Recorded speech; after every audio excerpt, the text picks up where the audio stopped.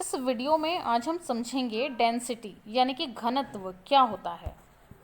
तो बच्चों, जैसा कि घनत्व यानी कि डेंसिटी के नाम से ही पता चल रहा है, जिसमें डेंस वर्ड आ रहा है यानी कि घना। तो यहाँ पर देखेंगे हमारे पास जो इमेज है, इसमें लेफ्ट साइड में जो ब्रिक्स रखी हुई हैं उनके बीच में है गैप। ठीक है, यानी कि कुछ स्पेस पर वो ब्रिक्स रखी हुई हैं, और राइट साइड में जो ब्रिक्स रखी हुई हैं वो एकदम कॉम्पैक्ट होकर के यानी कि बहुत ही संगठित होकर के रखी हुई हैं। तो यहाँ पर कहा जाएगा कि इस साइड की जो ब्रिक्स हैं वो उनका घनत्व ज़्यादा है, यानी कि उनकी डेंसिटी ज़्यादा है, वो ज़्यादा घनी होकर के संगठित होकर के रखी गई हैं। सिमिलरली यहाँ पर देखिए, यहाँ पर जो पर्ल्स हैं वाइट वाले, ये संगठित होकर रखे गए हैं ना, आकार में इनका ये आकार में छोटे हैं बट घने हैं। और यहाँ पर देखो, यहाँ पर जो पर्ल्स हैं ये फैला करके रखी गई हैं, यानी कि इनके बीच में गैप है, यानी कि इनकी डेंसिटी कम है। सिमिलरली यहाँ पर जो पेबल्स हैं, ये पेबल्स यहाँ पर संगठित होकर के रखे गए हैं, यानी कि इकट्ठे होकर के रखे गए हैं, इनके बीच के गैप को एकदम ख़त्म कर दिया गया है। और इधर की साइड जो पेबल्स रखे हुए हैं ये कुछ डिस्टेंस पर रखे हुए हैं ना, इनके बीच में डिस्टेंस है। तो कहा जाएगा कि ये वाले जो पेबल्स हैं इनका डेंसिटी ज़्यादा है कंपैरेटिवली दूसरे वाले पेबल्स से। तो बच्चों, डेंसिटी तो आपको समझ में आ गई होगी कि डेंसिटी होती क्या है। यानी कि जब कोई वस्तु समान आयतन में रखी हो लेकिन उसका द्रव्यमान वहाँ पर ज़्यादा हो रहा हो, तब उस केस में कहा जाता है कि वस्तु का डेंसिटी ज़्यादा है। और जहाँ पर कम मात्रा में वस्तु होती है लेकिन आयतन सेम होता है, तब कहा जाता है कि वहाँ पर डेंसिटी कम है। अब यहाँ पर देखेंगे, यहाँ पर हमारे पास एक स्क्वायर फॉर्म में कुछ यहाँ पर जो है पार्टिकल्स रखे गए हैं।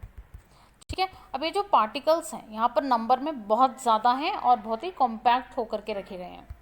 और इस वाली इमेज में देखेंगे, यहाँ पर जो पार्टिकल्स हैं ये बहुत ही दूर दूर हैं, बट ये जितने स्पेस में जो पिछले वाली इमेज में हमने देखा था पार्टिकल्स थे, उतने ही स्पेस में यहाँ पर पार्टिकल्स हैं। मीन्स उनका आयतन तो सेम है ना, सेम आयतन में रखे हुए हैं, लेकिन इनकी डेंसिटी दूसरे वाले जो पार्टिकल्स हमने देखे हैं उनकी डेंसिटी के कंपैरेटिवली क्या है, कम है।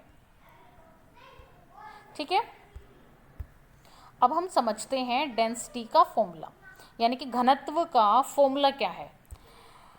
बच्चों, घनत्व का फॉर्मूला होता है द्रव्यमान बटे आयतन, यानी कि मास यानी द्रव्यमान, आयतन वॉल्यूम। यानी कि एकांक आयतन में जो द्रव्य की मात्रा होती है उसे कहा जाता है उस वस्तु का घनत्व,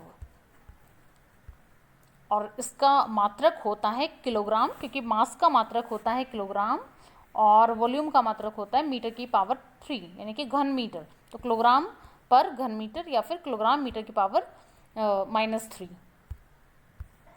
बच्चों, अब हम समझेंगे कंपैरेटिव डेंसिटी या फिर आपेक्षिक घनत्व क्या होता है। आपेक्षिक वर्ड का मतलब होता है जब कंपैरिजन किया जाए, उसे कहा जाता है आपेक्षिकता।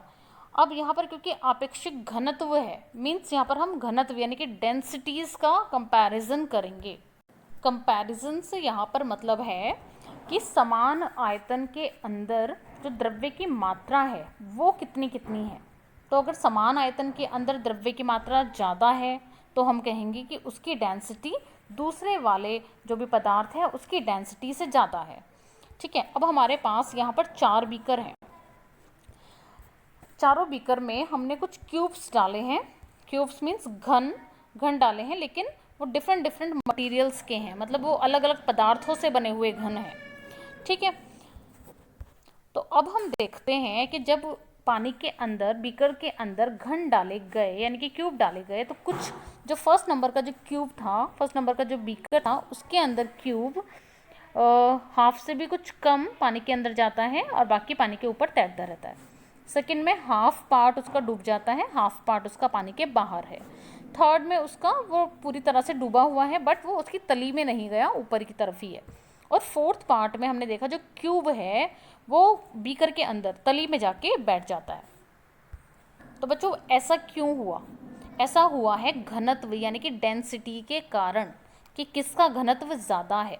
अब देखो जो क्यूब पानी के अंदर पूरा डूब गया है और तली में जाके बैठ गया है, इसका मतलब उसका घनत्व ज़्यादा है। अब किससे ज़्यादा है, किसके अंदर है चारों घनत्व, पानी के अंदर है, यानी कि पानी से इस मटेरियल, जो भी मटेरियल से बने हुए हैं उसकी तुलना हुई है, क्योंकि पानी के घनत्व और इसका घनत्व कितना है।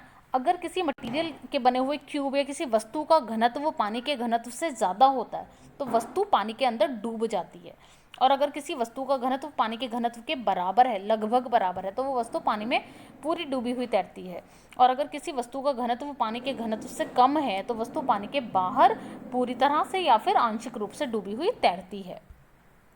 मैं इसको आपको फिर से एक बार समझा रही हूँ कि घनत्व क्या होता है। बच्चों मान लीजिए हमारे पास 2 ग्लास हैं, दोनों ग्लास बिल्कुल समान आयतन वाले हैं, मीन्स उनके अंदर जो भी पदार्थ डाला जाए उसकी मात्रा समान है, मीन्स यदि पानी डाला जाए तो पानी इक्वल उनके अंदर आता है।